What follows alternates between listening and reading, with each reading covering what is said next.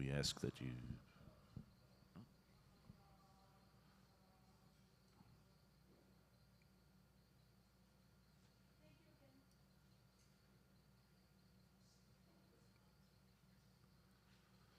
And we're live.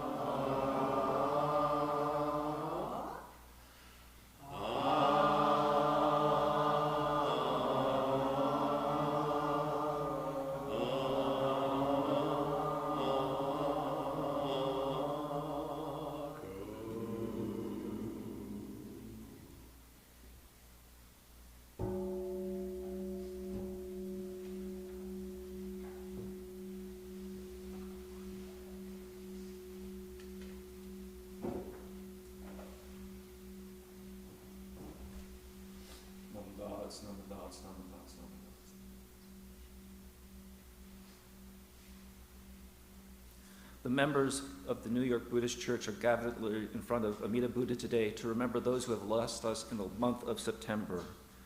They are Sukio Ando, Peter Armstrong, Glenn Arian, Russ Blatcher, Tomatsu Fujita, Masao Hasagawa, David Hashimoto, Hisao Hino, Shizuko Hori, Mayoshi Ikuta, Tanobu Ishida, Asami Ishimaru, Max Kamada, Kakoru Kamikawa, Edward Kamita, James Kishi, Shohei Koyama, Leo Lichichi, Kakuro Toromatsu, Gentaro Miyazaki, Keiko Mizubata, Daisy Morebe, Julie Mozumi, Sara Mozumi, Joe Murahata, Hido Nakashima, Fujino Nakamura, Masako Nishida, Wachiro Ochiya,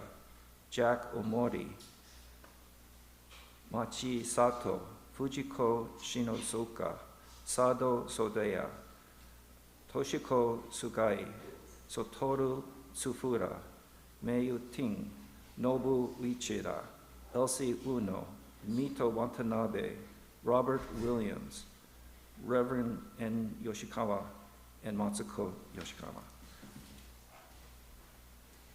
Namadots, namadots, namadots, namadots, namadots, namadots, namadots.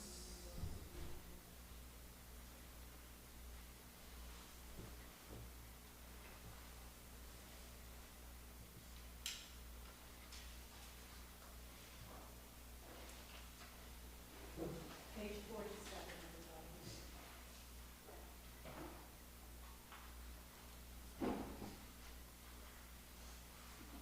everybody.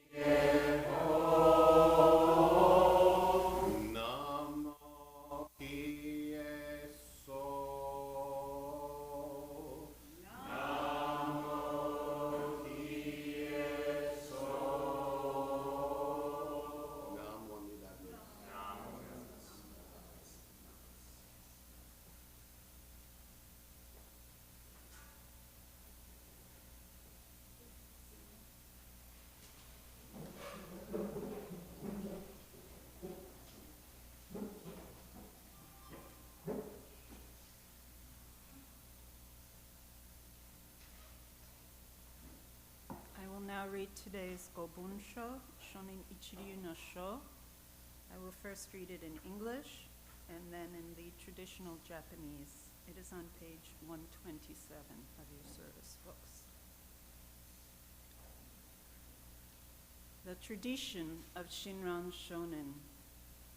What is taught in the tradition of Shinran Shonin is that the entrusting heart is essential. For when we abandon various practices and take refuge in Amida with singleness of heart, our birth in the Pure Land is settled by the Buddha through the inconceivable vow power. The state we thus attain is described as, with awakening of a single thought of entrusting, we join those who are in the stage of the truly settled. Recitation of the Nembutsu thereafter should be understood to be the Nembutsu as an expression of gratitude for the Tathagata's benevolence for settling our birth in the Pure Land, humbly and respectfully.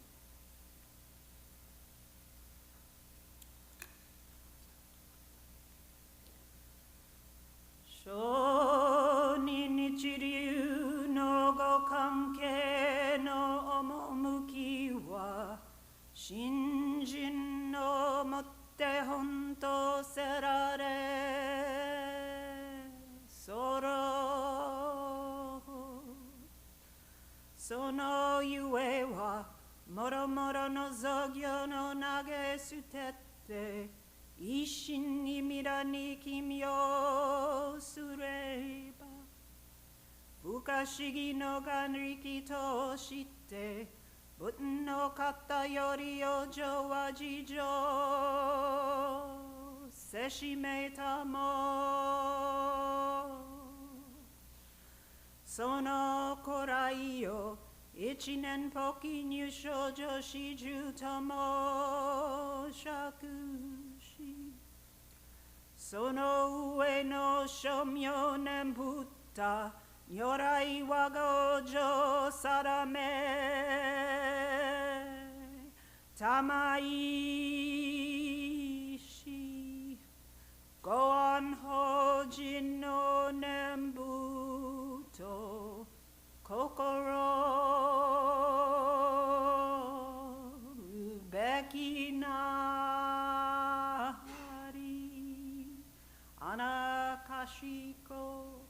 Anakashiko, Namagatsu, Namagatsu, Namagatsu.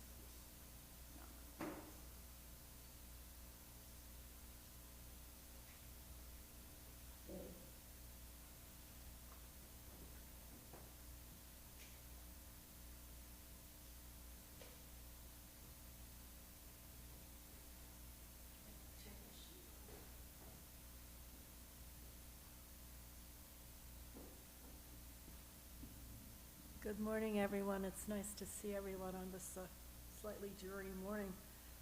I'm Gail Inaba. I'm chair of the board of the New York Buddhist Church, and I'm happy to be here with you this morning. As you see, we've gone back to having a chairperson for service. Give our tech crew a little break. This morning, I'd like you.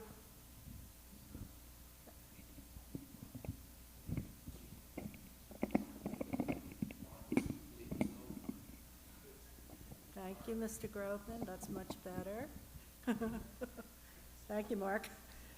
This morning, I'd like you all to join me in giving a warm welcome to Reverend Kurt Rye, who is joining us as our resident minister. This is the first service. This is his first service. He came on Labor Day weekend with his kitty, and so hopefully he's gotten over jet lag. But we are really, really pleased to have a new resident minister, since we've been without one for a few years now. The Reverend Kurt is coming from California, where he was the assistant minister at Fresno and the resident minister at Placer.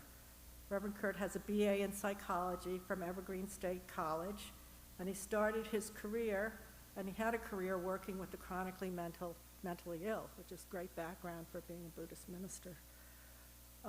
He lived in Japan for several years, where he taught English, and that's where he became interested and was exposed to Buddhism.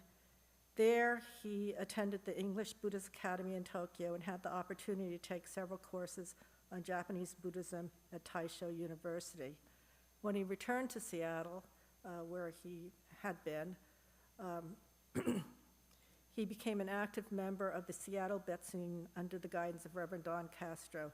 And during this period, he continued to work with the mentally ill and managed a housing program for the homeless to help them become stable and move on to more permanent housing.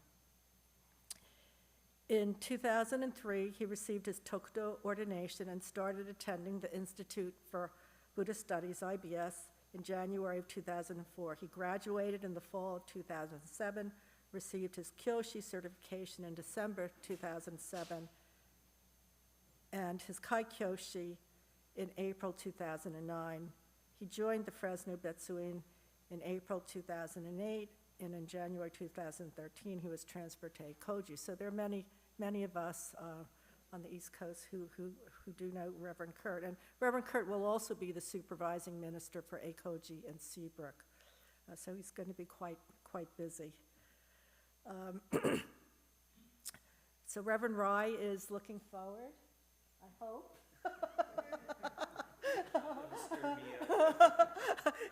Hasn't been scared away yet. It's only been a week.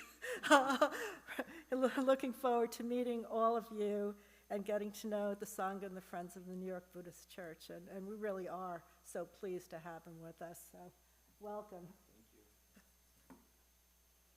So Reverend Rai will give his first Dharma message today.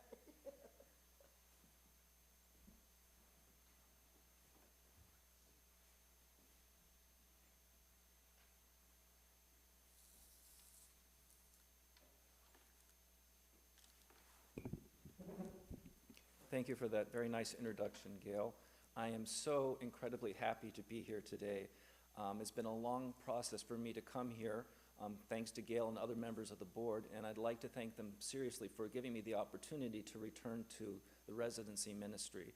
For the last year, I've been working as a virtual minister with the Eikoji Buddhist Temple in Washington, D.C., and I'm happy to say that it's been a very good experiment because though I was not there in person, I would be attending services, giving talks, and also having office hours. So it was a great experience, but I like people. That's why I worked in mental health. That's why I am a minister. So I really am glad to be able to see all of you and those virtually online. I know how important it is for us to be able to hear the teachings, whether it's in person or online. As she mentioned, my background is quite interesting, but I did work in mental health for almost 20 years, and then I went into the ministry. But today's service is a very special service. I'll be honest, I was a little intimidated to be given the duty of talking about 9/11 to a group of New Yorkers on my very first Dharma talk, because it is a very serious subject matter. It's something that all of you have dealt with on a much more personal level than I have, who was living in Seattle at the time of the incident. But I would like us to start with just taking a moment of silence, please, and gasho for those who lost their lives on that day.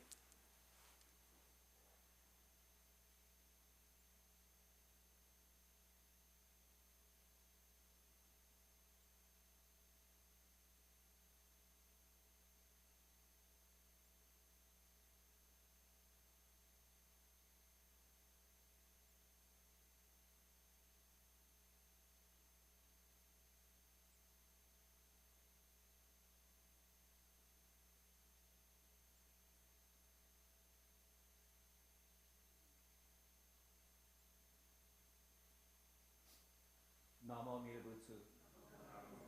Namo Amida Butsu. Namo Amida Butsu.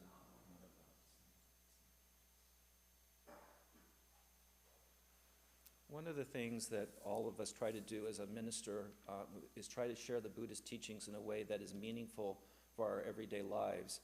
And I know that when 9/11 occurred, I had been practicing and going to the Seattle Temple for many, many years. And I was genuinely shocked at my response to what had happened.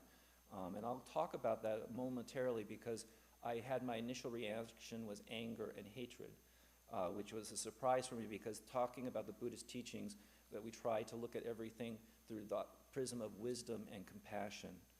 It might be interesting for you to hear a little bit about how, for other Americans that were not living in New York or that familiar with New York, responded to this incident. I was too young to remember the assassination of JFK, but for those that lived through that, it was a defining moment. And I know that all of us that lived through 9/11, it was a defining moment. That life is not the same or cannot be exactly the same as it was the day before, which is a sad loss. So I was living in Seattle, and so the events that occurred was before I woke up. I don't watch the television news, fortunately, so I just got in my shower, got in my car, and started heading towards work. And I was listening to the radio, and I was driving, and we all came to a stop sign, and all of us, all the drivers were all looking at each other like, I can't believe this is happening. Is this for real? And it was terrifying, because at that time, if all of you remember, that we didn't know how long it was going to continue, if there was going to be more of this, if it was going to be across the country. And so even though it was happening in New York, and I'd like to state very strongly that it also happened in Washington, D.C., because that's where my brother lives. And for me being on the West Coast, it was difficult because a lot of the coverage, granted, was for New York. But I think for security reasons, they didn't talk about the Pentagon very much. But that was very painful for me because my brother worked in that area. So here we are. So I'm working, at this time, I am the supervisor of Harbor House. And Harbor House is a federally funded program to help people that are homeless, that have serious mental health issues, people that have been homeless for like 5 or 10 years at a time. And what we would do is we would go do outreach to people that do not want to live in a traditional housing situation, and then they would come and move into a Harbor House, and we would treat them and give them shelter and encourage them to work on their mental health. So the program was designed so everybody had their own bedrooms. There's 20 bedrooms, and then there was the office area, but then there was a television room.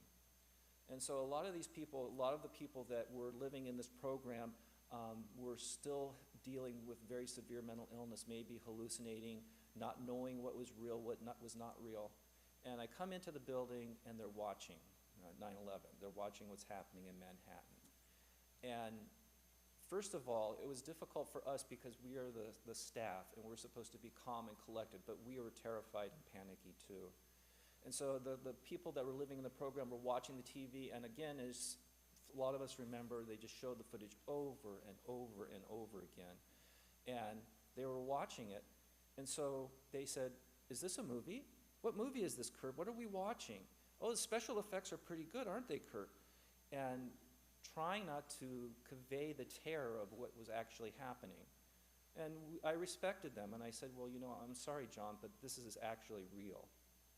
And then helping them deal with the idea of, like, all of us watching what was going on, which was incomprehensible. Like a lot of us, after the incident, I was so overwhelmed by what had happened that I stopped watching the television. I stopped watching the events. And actually, for this talk, I started watching those things again because I tried to block them out of my mind, and I can understand why I tried to block it out of my mind. It was very graphic and very violent. But it also, one of the nice things about it being in retrospect is they did show some of the footage of some of the positive things that came out of, if you can say that, or the counterbalance of the kittens in the basement and some other things that didn't balance out all the loss of life, but try to make it that life does go on. And I like to think that for us, we're just like my clients were, that when it comes to life and how we try to process things, that there's certain times where we can only go so far. And so we're sitting there, and like I said, I was very moved by what happened. Just so you know, they closed the city down. They closed Seattle down. I live by the airport. The airport was closed for 3 days. We were scared that we were going to have the same situation happen. And I think most people across the country had that same feeling, that not knowing. And then the empathy that came pouring out for all of those that had been involved with it in New York. So that Sunday service, again, talking about trying to relate the Buddhist teachings not only in this abstract academic way, but how does it relate to our lives? I really wanted to hear a Buddhist perspective on what had happened. And as I mentioned at the beginning of the talk, after all of the horror, I was surprised at how angry I was. I wanted to go after them, and I wanted to bomb them. I wanted to do all these things that in my Buddhist educated mind I shouldn't have been thinking, but it was very, very real. And so the Seattle Betsuin is actually quite a large temple. There's hundreds of members, and just like most temples, maybe 50, 80 people are there on the weekend. Well, I went in there, and it was full. We're talking like 250 people. And we all wanted to hear what to make sense of this from a Buddhistic perspective. I think a lot of people were like myself, that they had this anger, this unresolved anger of what we wanted to do. We wanted to get back. And so Reverend Castro, as mentioned by Gail, was my mentor, a very wonderful minister, listened to his talks for many years. And we're all sitting there with our ears like this, what is he going to say? And I'm going to rephrase it a little differently from my talk, but what he said at that time is that they thought they were doing what was right, meaning the terrorists. And I'm not justifying them, I'm not giving them, he said that their perspective, and one of the things that we talk about in Buddhism is that how we deal with the world is from our perspective. You know, the Buddhist teachings try to help us to see things clearly without all those filters, without all the biases. That's what the Dharma tries to teach us to do, but we have those. That is part of our human nature. And so Reverend Castro focused on that the people that caused this event thought that they were right and they were justified in what they did. And that was the delusionary thought, the imperfect thought of their justification for it.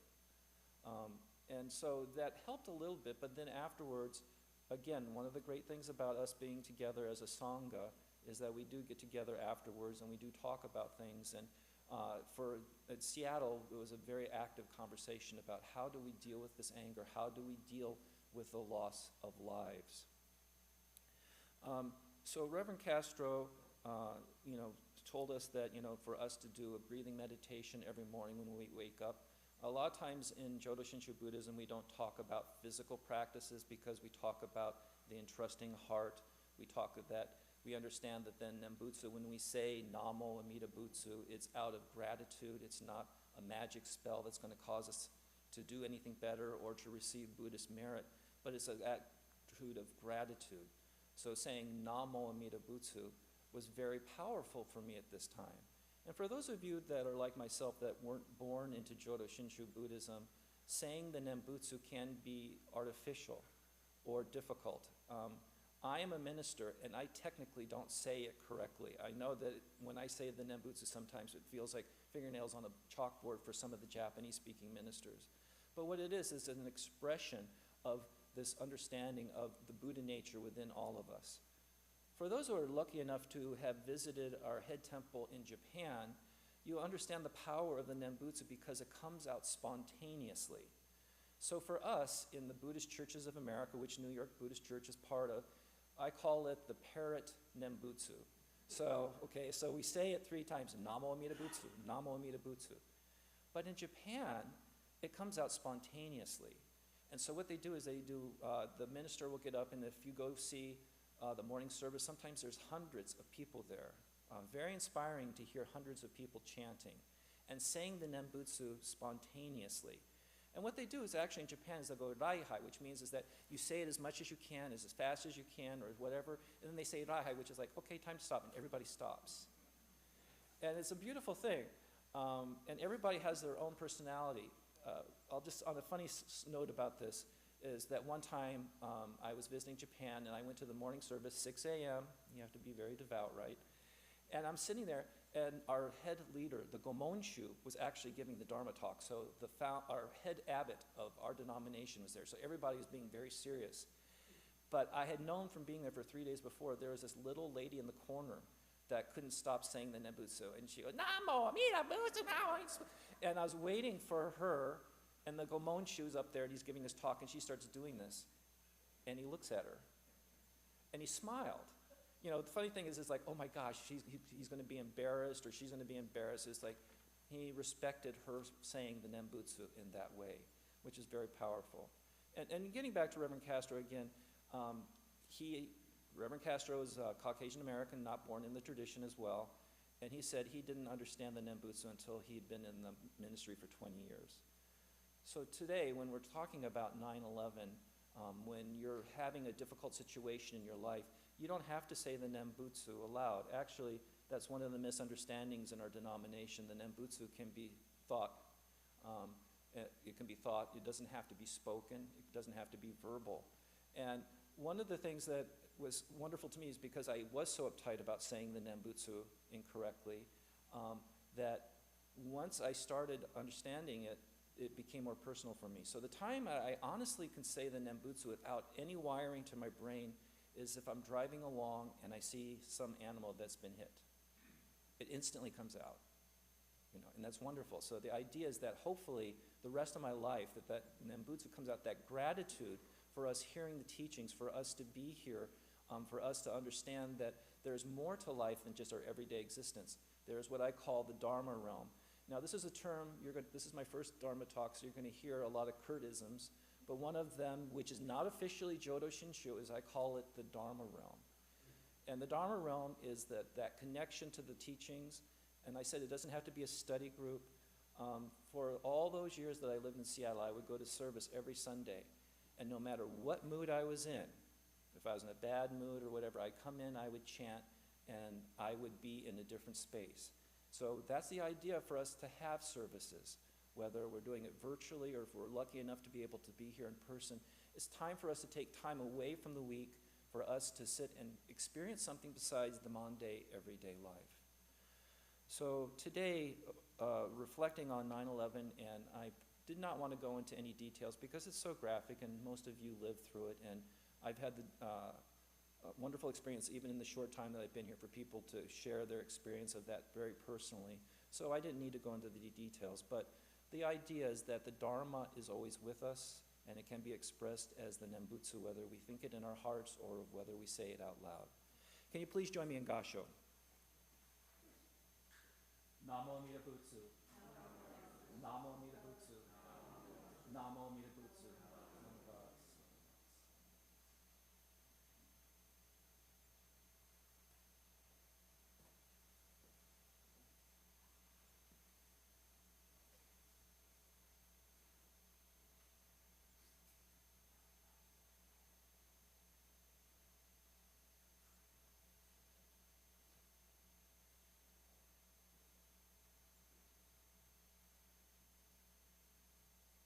Thank you very much, Reverend Mel, for a very inspiring Dharma message this morning on this particularly for many of us sad remembrance, but it actually helped. Your message helped me think about it with more than just sadness.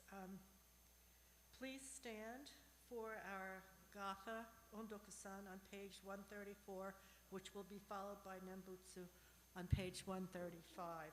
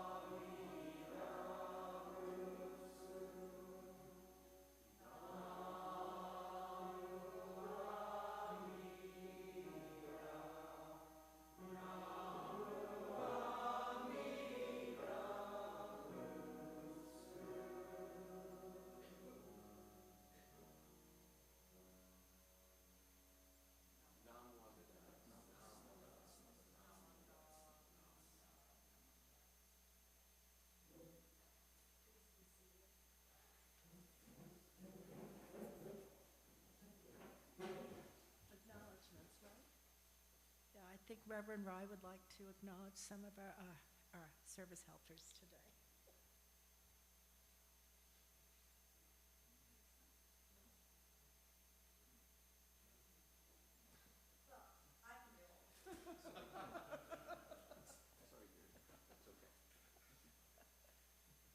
So thank you for Reverend Rye for a wonderful, wonderful Dharma message, and really welcome. And this is the time we have acknowledgements. And so the first acknowledgement is to the flowers today from an anonymous donor named Ruth.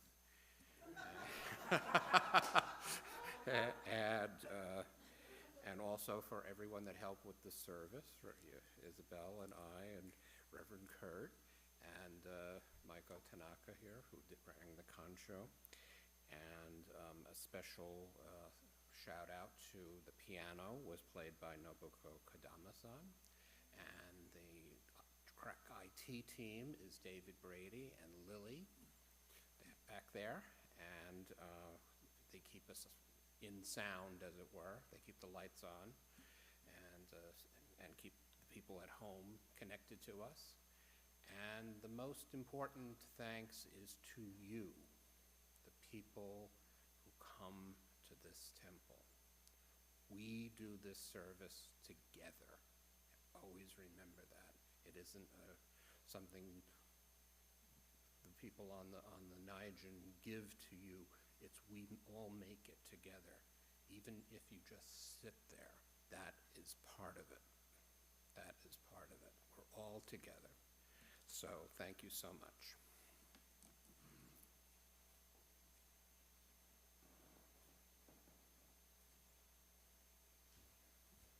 Thank you, Reverend Gary. Do we have any announcements? Are there any? Yes, Brian.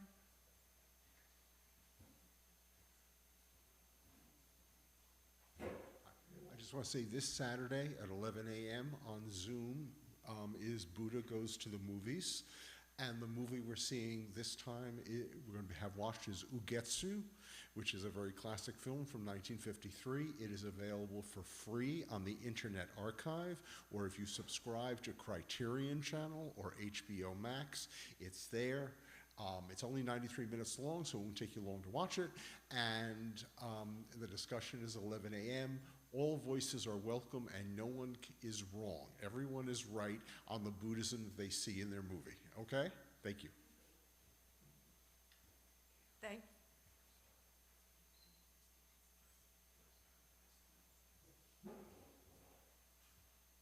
Thank you, Brian. On that note, I just want to remind everybody that our events are listed in the calendar on our website, New York Buddhist Church.org. So you can find all of our events, and also you can be put on our MailChimp distribution, which goes out by email once a week. And if you go on the website, you can put yourself on that as well to keep informed of what's going on. So this is the time in the service where we ask first-time visitors to stand up and introduce themselves and let us know what brought them here today, and we'd like to welcome you. So if anybody is here for the first time, please introduce yourself if you feel comfortable.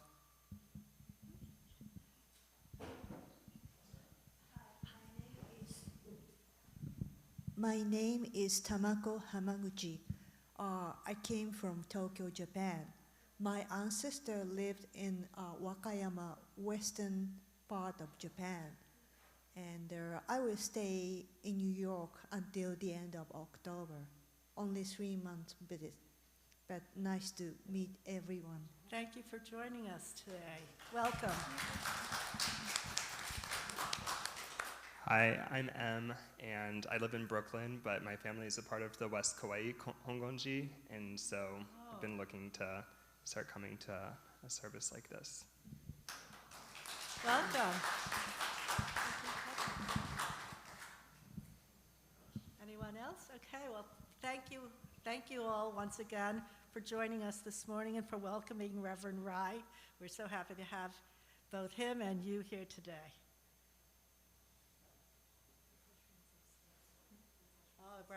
The most important thing, according to Lily, is our refreshments. Please join us.